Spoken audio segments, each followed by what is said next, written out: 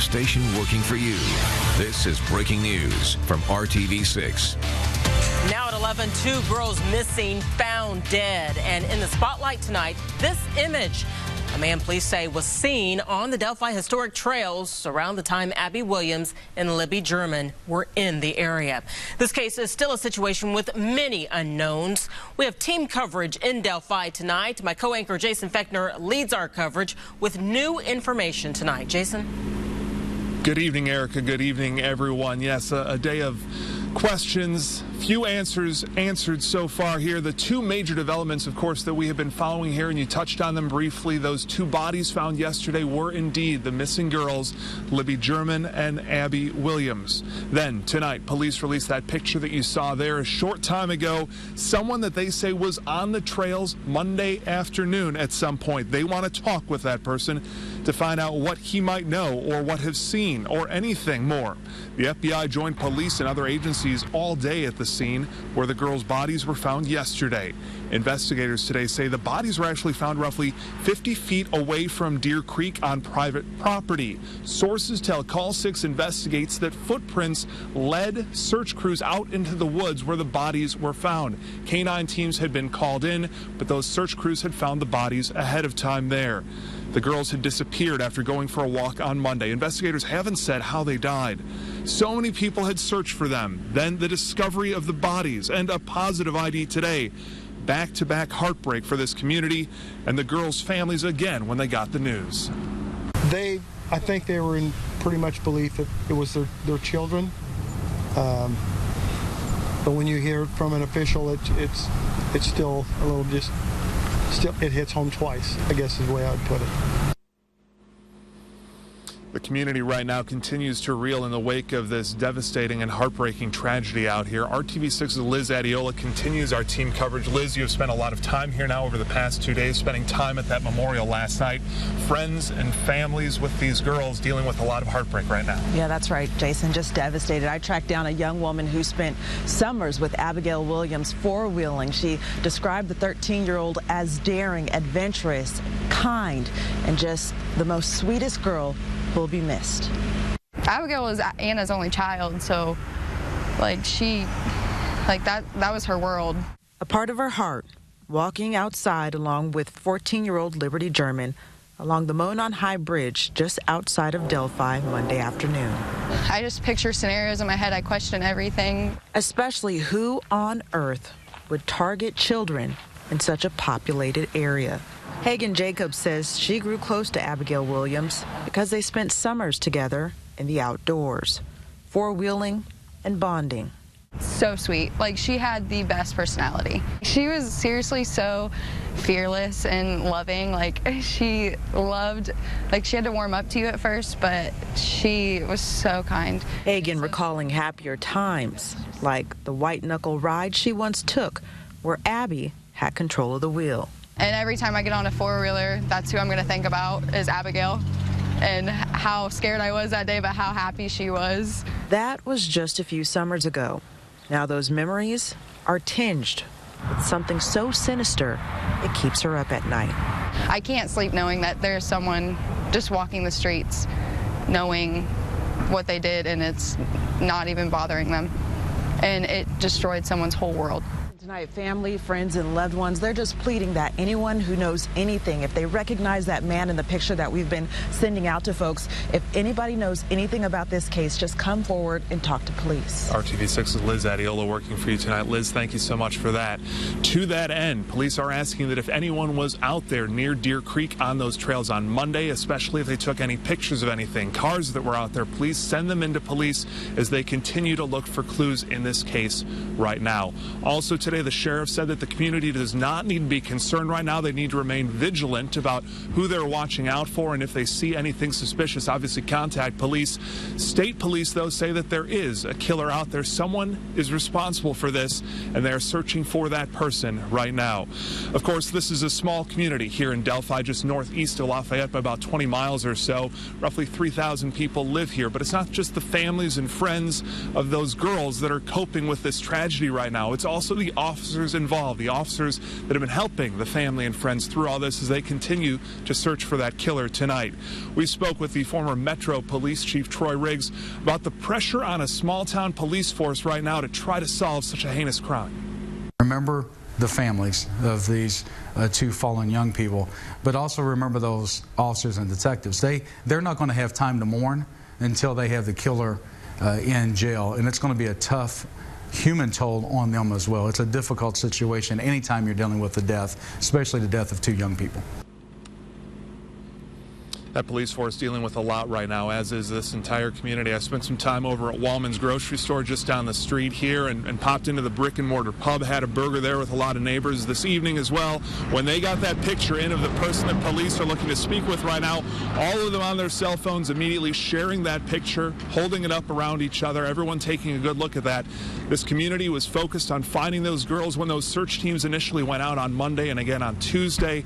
They're focused on finding that person and, of course, finding whomever did this heinous act here in Delphi, Indiana. We've got a lot more on this story still to come here in this newscast, of course, plus how a local restaurant is pitching in a very big way to help everyone heal and come together through all this. We'll bring that to you a little bit later in the newscast. For now, though, Erica, we'll send it back to you there in Studio A. So many people looking for answers and trying to help. Thank you, Jason.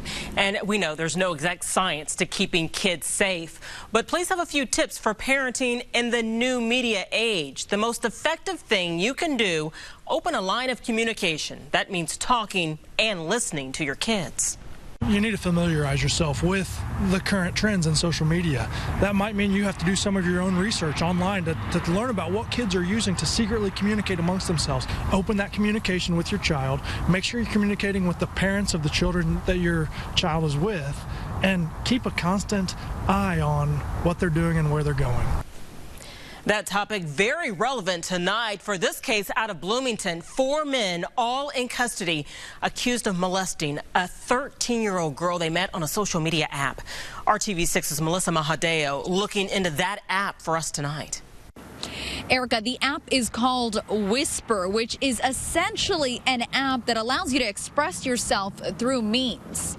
But once you make a public post, the app shows you the distance between you and the person responding. In this case, investigators say these 4 grown men chatted and responded to a 13-year-old's post. The girl reportedly spoke with school personnel, telling them she had sex with 25-year-old Evan Miller at his house and in a car parked in a school parking lot, and that he knew her age.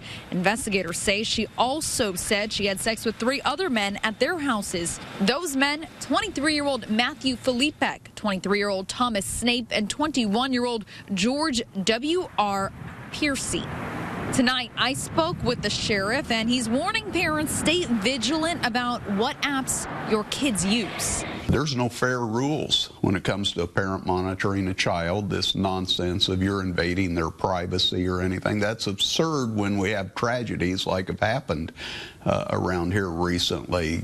Just tell your child, too bad, we're not playing by any fair rules. I'm going to keep you safe. And as you heard the sheriff, it is all about staying vigilant and keeping active with your kids. Now, all 4 of those men, by the way, are charged with child molestation, which is a level 1 felony. For right now, reporting in Bloomington, I'm Melissa Mahadeo, RTV6 News. More breaking news we are following tonight. Right now, 1 man, a pedestrian, is in the hospital after this hit-and-run accident on the city's southeast side. Police were called to Raymond and Churchman about 8 p.m. They say the victim, an adult male, was taken from the scene in critical condition. The car and driver disappeared. Police are looking for them. If you saw or know anything, please call the police. And a man shot during a disturbance this morning on the city's east side has died. Police say 28-year-old John Jones died from a gunshot wound at Eskenazi Hospital. Police were called to the 2300 block of North Dearborn Street at 10:30 a.m. They found 2 men shot. Police say there was an argument between Jones and another man. Jones shot him, and then a 3rd person shot Jones. That person is not in custody. Dog parks in Indianapolis get a lot of love. That love has a price. You have to be a member. But some members wonder where their money is going. Call 6 Investigates. Paris Lubell is working for you tonight, looking into dog park funding. She's got friends here now. And she loves it. It's a fairly good dog park. It seems like there's always dogs wagging at Indy's dog parks, even in the snow. The 4 dog parks are run by Indy Parks, and they're spread out throughout the city. Paul Ruster is on the city's east side. Smock is on the city's south side. Eagle Creek on the city's west side. And the most popular dog park, Broad Ripple, on the city's north side. But using the dog parks doesn't come cheap. A pass for one dog is $75 for an entire year. That gives you just access to one park. It will cost you $50 more to get access to all 4 of the parks. The city sold almost 2,000 year-long dog park memberships last year, in all making the city more than $126,000. But in the city's most popular dog park in Broad Ripple, some owners are frustrated at the lack of maintenance on the park. It's a little frustrating, especially when it rains and then my dog takes a bath in the little mud pit. The dogs are really muddy. I have 2 dogs who come here, and it's pretty muddy afterwards. Those owners and others wondering, where is all that money going? The fact that I'm paying, it would be a little bit nicer if it was spruced up. And I know it's not season right now, but the water's not on, and it was 75 the other day, and the dogs were really thirsty. So where is it going? Indy Park says the membership fee is going into the general parks fund. All of the money that comes in, whether it's through the dog park, whether it's through, the pool, whether it's through special events and those types of things, they do actually go back into the park, which is a really good thing because then we have that money available to do other things. But there is some hope coming. The Broad Ripple Park received a $15,000 grant for improvements and are talking to the dog park members to get new ideas. As far as the timeline, we are hopeful that we'll be able to get lots of things accomplished this year. Right now, we're doing some of those smaller improvements. And for the dog park members, they say they're excited. We'd love to see some money invested. I think it would be really nice to have some more grass out here and some more little stations and to have a better water fountain and all that. I think that would be really nice. Call 6 Investigates Paris Lubell joins us live tonight at the Broad Ripple Dog Park. And Paris, what kind of improvements are they planning at the park? Erica, they're looking at a lot of different things, but the number one thing on the list is trying to deal with the sand and the mud, what they call the mud pit, and that's trying to figure out what they could do, maybe planting some grass, even looking at things like artificial turf. Now, the other thing they're also looking at is expanding this concrete area around the drinking fountain. That can get quite muddy in the summer. The other thing is trying to get rid of a lot of these rocks that are around the trees. Some of the members here say those rocks hurt the dog's paws, and the parks is going to take care of that and make sure they're removed. A timeline for this should start seeing it before the summer. Erica? Sure, a lot of people looking forward to those improvements. Paris Lubell, very interesting. Thank you very much. Still to come on the news at 11, changes to a major highway could impact your commute. When does it start?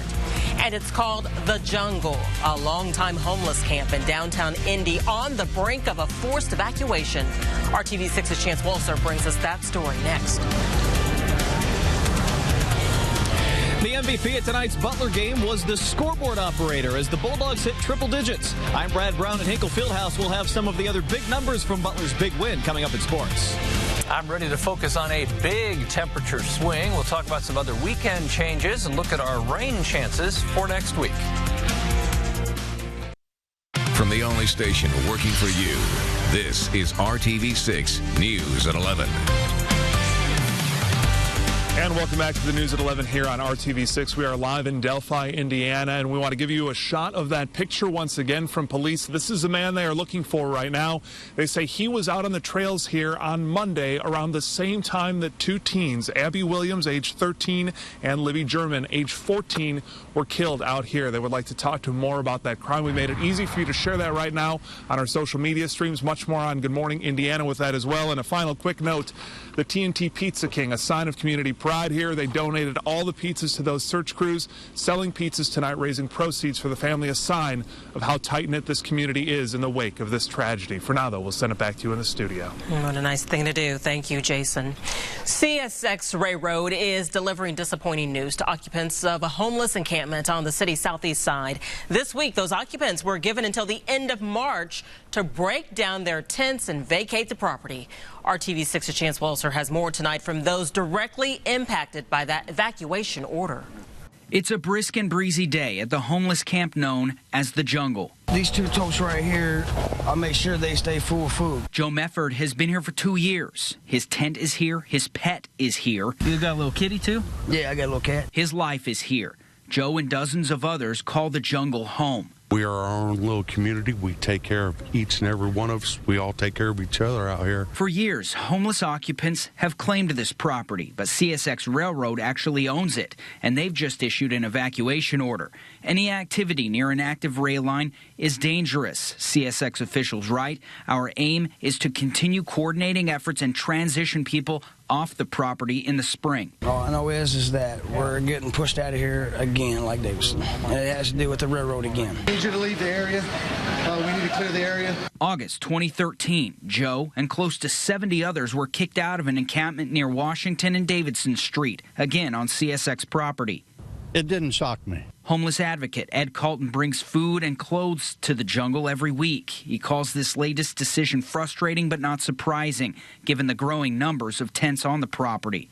City officials say they'll now call on churches and outreach groups to provide assistance to those who will be uprooted. The clearing of private property to some, the dismantling of lives to others. Well, it's their homes. It's just like me knocking on your door and telling you you have to be out in 30 days. Chance Walser, RTV6. Both CSX and city leaders say they are committed to offering assistance to residents of the jungle. Their goal is to clear the property by the end of March. To new information, 35-year-old Elizabeth Vargas Hernandez faces felony charges tonight for a fatal drunk driving accident Monday morning on 465 on the northwest side. The accident killed 66-year-old David Crean. Hernandez, who turned 35 on that day, is charged with operating a vehicle while intoxicated. Police say she was also driving without a license, and she told them she had 2 beers. Hernandez is undocumented and told police she's been in the country illegally for 4 years. Brace yourselves, Southside drivers, and remember the number 6. 6 bridges, March 6th. That's when work starts right here at 465 and I-65 to rebuild 6 bridges where the 2 highways intersect and cross over Lick Creek. Here's a live look right now. Starting March 6th and over the next 150 days, the almost $20 million project will close ramps, shift traffic lanes, and probably cause more than a few traffic headaches. A march in Indy tomorrow in support of what's being called a day without immigrants. It's a call to action mostly organized through social media being played out across the nation. It urges immigrants to stay at home from work and school on Thursday and not to spend any money. The goal of the boycott is to demonstrate the importance of immigrants to society in response to President Trump's immigration policy. Organizers in Indy say it will be a peaceful march. It begins at 12 p.m. at Garfield Park. A sustained warm-up is just hours away. It's cold right now, 27 in Muncie. Indy right at the freezing mark. 1 degree warmer down in Bloomington at 33. We're dry and cold through mid-morning tomorrow. Then a change in wind direction will bring about that big change in temperature. We're searching for record temperatures potentially over the weekend. There are your morning low temperatures, mid-20s. Will recover nicely into the middle to upper 40s. Some spots south of Indy may well hit 50 degrees. Notice the absence of any real rain opportunity. And notice I mentioned rain. The last time we had a big snow season goes back to 2013-14. Since then, we've had kind of a snow drought with way below average. 26 is average. We've had way below average snowfall. This year, just 8.7. As you look at the northwest wind tomorrow, as the clock goes, the wind will change direction, come out of the south, and that will boost our temperatures from the 20s into the mid-40s. We'll see plenty of sunshine around as we look beyond and start the temperature trend on Friday. Starting warmer means we'll end warmer. 60 the afternoon high temperature to end the work week. Temperatures from north to south, warmer everywhere, even Peru into the action at 60. 62 in Terre Haute and Bloomington will continue to warm up from there. As we go through Saturday, I just point this out right now. It looks like any rain that attempts to come north of the Ohio River will likely fail, but if you're traveling into southern portions of Indiana on Saturday, we'll keep our eye on some evening shower potential. High pressure will move to the east. That gives us a southwest flow of air and gives us a shot at some record temperatures within 3 degrees of the record on Saturday. Predicted high 63. The actual high, the record high is 66. Temperatures will peak on Monday. Warmest temperature in the forecast. That chance for rain returns Tuesday and Wednesday. Wednesday, the next best opportunity for showers. All right. Dave's here with sports. Our editing machines are cooling down right now. Been a busy night. Busy night tonight, including IU on the road. I mean, you know, Tom Crean talked about leadership, finding some senior leadership. Well, it almost came from James Blackman Jr. Senior moments for Junior. We'll have the highlights or lowlights next. Welcome back on this Wednesday. All right, so life's been easier for IU. Injuries, lack of leadership. Now the schedule with 5 games left in the regular season. 4 of those are on the road, beginning tonight in Minnesota. And Rich Pitino not wasting any time. A technical just 2 minutes into the game, so he's fired up. What about the Hoosiers, though? Yes, they were close down the stretch, kicking inside to Thomas Bryant. Post up, the bucket. IU up 1 with 45 seconds left. Jump ahead to 10 seconds left. Minnesota's Hakeem Springs is the guy taking the shot. Misses. James Blackman Jr., though, doesn't block out. Springs follows his own shot. Minnesota up 1. Comes down to this. 3 seconds left. Get it to Blackman. Why not? Perhaps shades of Penn State at the buzzer. Does not go. Minnesota takes it 75-74. Hoosiers have lost 4 straight. Now 5-9 in the Big Ten. They are at Iowa next week, next Tuesday. Well, to Hinkle tonight. Last Saturday, the Pacers hosted their 90s night. Former Pacer Chris Mullin wasn't there then. He was back in town, though, tonight with his St. John's Ball Club. 24th ranked Butler hosting St. John's. Dogs strong out of the gate. Andrew Schrabbis, 3-ball corner pocket. Dogs up 9. Avery Woodson was the story of the night. Another wide open look, drains that. Butler's on a roll. It was all dogs tonight. Tyler Weidman, follow jam and 1. Dogs with a season-high 110 points as they win by 24. You see the final. Brad Brown live at Hinkle tonight as the Dogs rise to the occasion. Hi, Brad. Hey, Dave, the numbers on the scoreboard weren't the only big numbers tonight. The officials might have been getting paid by the whistle. 53 fouls called. There were 77 free throws combined between these two teams. The 110 points, of course, a season high for Butler. They had 5 players in double figures, Woodson and Travis, with 20 apiece. This was the kind of game a lot of people said Butler could not win, one of these high-scoring games. This was a team that could only win with games in the 60s and 70s, and they proved, even with a team like St. John's that's coming in from the bottom half of the Big East, that they could put some points on the board when they need to, when the offense gets going. 57% from the field. Butler can play with anybody. Bulldogs home again on Sunday. They'll face DePaul. We're live at Hinkle Fieldhouse. Dave, back to you. Escort those officials home, Brad. Thanks. Down the stretch they come in the NBA. The last few games before the All-Star break, except nothing's easy, right, for the Pacers. At the Cavs tonight, hosting the Red Hot Wiz tomorrow. First in Cleveland, our friends at ESPN with the announcers swap. You had Bill Walton and Dick Vitale on the call.